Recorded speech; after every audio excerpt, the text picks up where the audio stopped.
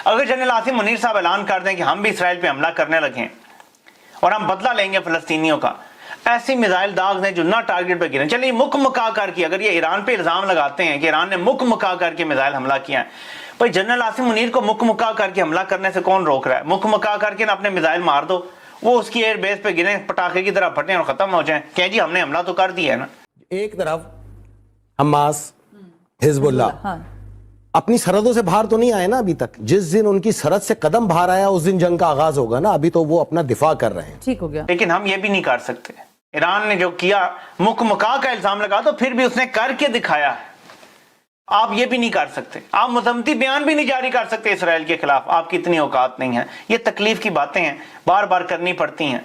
मैंने तो आज ट्वीट भी किया था। इसराइल के जो फौजी मारे जा रहे हैं वो रेफर कंटेनर के अंदर बॉडी बैग रखे हुए हजारों की तादाद में, वो ले जाए ना फिर इसराइल इनको दफनाए ना एजाज के साथ। अगर इतना ही तुम इतने बहादुर चैंपियन हो, इतने बड़े बड़े तुम दावे करते थे दुनिया में, हम ये ताकत, हम वो ताकत, टेक्नोलॉजी में ताकत, फला में ताकत, असला में ताकत, ये सारी वॉर मूवीज हॉलीवुड और बॉलीवुड में अच्छी लगती हैं। अब इनको पता चला पहली बार जंग होती क्या, आज तक इन्होंने हाथ बांध के जंगें लड़ी हैं। इतना दबाव था इसराइल के ऊपर कि अमेरिका भी उसका साथ देने के लिए तैयार नहीं था। बाइडेन बार बार उसको कह रहा था डीएस्केलेट करो, पीछे हटो, बस करो ये मारा मारी। बरतानिया के अंदर इतना अवामी दबाव बढ़ रहा था कि असला ना दो इसराइल को। अमेरिका के अंदर दबाव बढ़ रहा है कि असला ना दो इसराइल को। इसका पहला नुकसान ये होगा कि बरतानिया और अमेरिका की हुकूमतें जिन पर दबाव था कि इसराइल को असला ना बेचो ना दो, वो अब कहेंगे जी इसराइल के दिफा के लिए असले की जरूरत है, अब देना पड़ेगा। अब तो ईरान से लड़ाई हो गई है।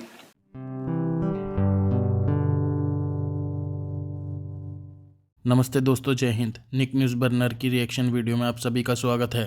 दोस्तों, जब से ईरान ने इजराइल पर हमला किया है तब से पाकिस्तान की मीडिया में हलचल दिखाई पड़ रही है। पाकिस्तानी मीडिया में काफ़ी ज़्यादा चर्चा हो रही है इस बात की, क्योंकि दोस्तों पहले सिर्फ भारत ही इजराइल की सपोर्ट में था। अब एक देश और आ गया है जो इजराइल को सपोर्ट कर रहा है, और इस इस्लामिक देश का नाम है जॉर्डन। और दोस्तों, जॉर्डन जैसी इस्लामिक कंट्री ने भी इजराइल को खुलकर सपोर्ट किया है। और दोस्तों, ईरान ने जो मिसाइल इजराइल पर चलाए थे उनको इंटरसेप्ट करने में यूके, अमेरिका और जॉर्डन जैसी कंट्री भी थी। और दोस्तों, ईरान द्वारा चलाए गए मिसाइल और हमले पर पाकिस्तानी मीडिया में बहुत ही चर्चा हो रहा है।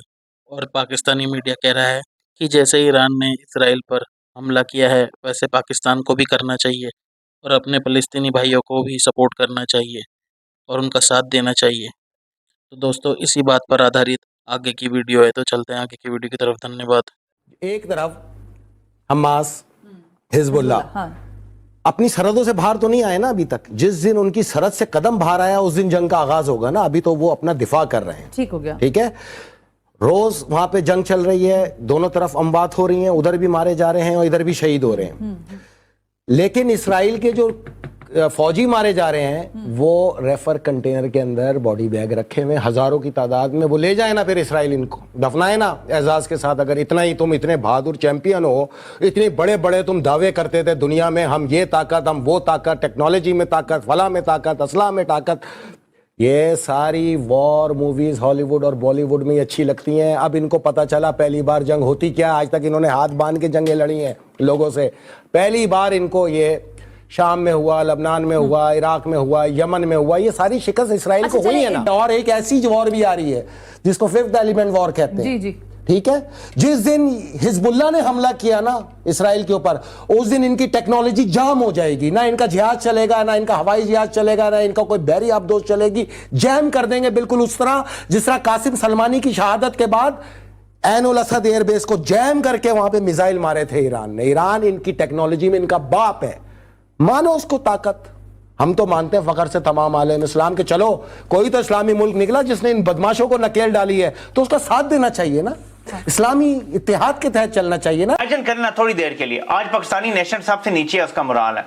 अगर जनरल आसिम मुनीर साहब ऐलान कर दें कि हम भी इसराइल पे हमला करने लगे और हम बदला लेंगे फलस्तीनियों का, ऐसी मिसाइल दाग ने जो ना टारगेट पे गिरे, चलिए मुक मुका करके अगर ये ईरान पे इल्जाम लगाते हैं कि ईरान ने मुक मुका करके मिसाइल हमला किया है, भाई जनरल आसिम मुनीर को मुक मुका करके हमला करने से कौन रोक रहा है? मुक मुका करके ना अपने मिसाइल मार दो, वो उसकी एयर बेस पे गिरे, पटाखे की तरह फटें और खत्म हो जाए, कह जी हमने हमला तो कर दिया है ना।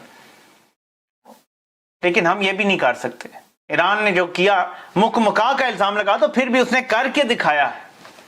आप ये भी नहीं कर सकते, आप मजम्मती बयान भी नहीं जारी कर सकते इसराइल के खिलाफ, आपकी इतनी औकात नहीं है। ये तकलीफ की बातें हैं, बार बार करनी पड़ती हैं। मैंने तो आज ट्वीट भी किया था कि जब हम सो रहे होते हैं तो वो इसराइल पर हमले करने की मनसूबाबंदी कर रहे होते हैं। अब ये तो मेरा ट्वीट है, लेकिन असल बात यह है कि ये अफसोस की बात है कि इसके अलावा वो सब कुछ कर रहे होते हैं। अब आते हैं ऑब्जेक्टिव्स की तरफ। खतरा यह है जिसका इजहार किया जा रहा है कि इसराइल अब जो तवज्जो सारी चली गई थी मजलूम फलस्तीनियों पर, वो हटाने में कामयाब हो जाएगा। ये अब मैं इसराइल के पर्सपेक्टिव से बता रहा हूं कि वो क्या करेंगे इसके जवाब में। इस टाइम इतना दबाव था इसराइल के ऊपर कि अमेरिका भी उसका साथ देने के लिए तैयार नहीं था। बाइडेन बार बार उसको कह रहा था डीएस्केलेट करो, पीछे हटो, बस करो ये मारा मारी। बरतानिया के अंदर इतना अवामी दबाव बढ़ रहा था कि असलाह ना दो इसराइल को। अमेरिका के अंदर दबाव बढ़ रहा है कि असलाह ना दो इसराइल को।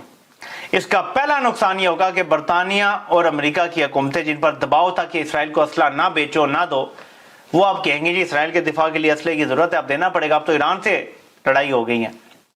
तो इस वक्त असले के मुंह खोल दिए जाए, जैसे तिजोरियों के मुंह खोल दिए जाते हैं ना, असले की जो तिजोरियां हैं ना, बरतानिया और अमेरिका इस टाइम उन तिजोरियों के मुंह खोल देंगे कि इसराइल को मुंह मांगा असला दिया जाएगा।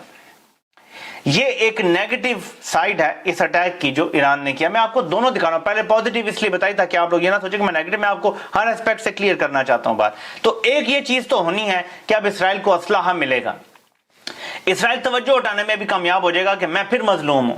जैसे इसराइल कहता है ना जी मुझ पर हमला हुआ था, मैं तो बदला ले रहा हूं। आप इसराइल फिर कहिएगा देखो ना मैं मजलूम हूं, उधर से मुझे वो मार रहे हैं, फलस्तीनी मार रहे हैं मुझे, इधर से मुझे ईरानी मार रहे हैं, उधर से मुझे लेबनान में से हमले हो रहे हैं मुझ पे, हिजबुल्लाह पे इल्जाम लगेगा, कभी किस पे कभी किस। सो फिर मजलूमियत कार्ड खेलेगा इसराइल। यह भी एक इसका नेगेटिव इंपैक्ट है। मजलूम बन जाएगा इसराइल, और बन जाएगा क्योंकि सारी अक़वाम उसे मजलूम तस्लीम करने के लिए तैयार है। उसने फौरन सिक्योरिटी काउंसिल का इजलास का कहा तो वो फौरन तलब हो गया।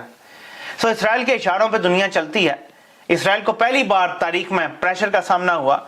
जो सफेद फार्म लोग हैं वो जाग उठे, उन्होंने शोर मचाना शुरू किया।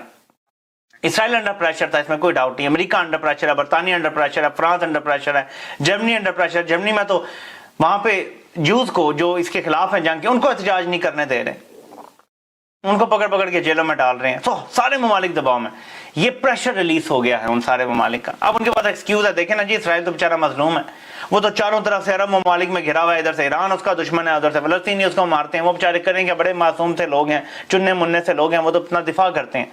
ये कहानी डालेंगे फिर से। इसमें एक और चीज होगी कि जो कहा जा रहा था कि जंगबंदी करो, अब इसराइल इसका गुस्सा निकालेगा फिर मजलूम फलस्तीनियों पे, वहां पे फिर ज्यादा अटैक होंगे, फर्दर उनकी आबादियां रफा वगैरह में वहां भी जाके अटैक होंगे, खान यूनस में हमले होंगे, ये भी मसला होगा इससे।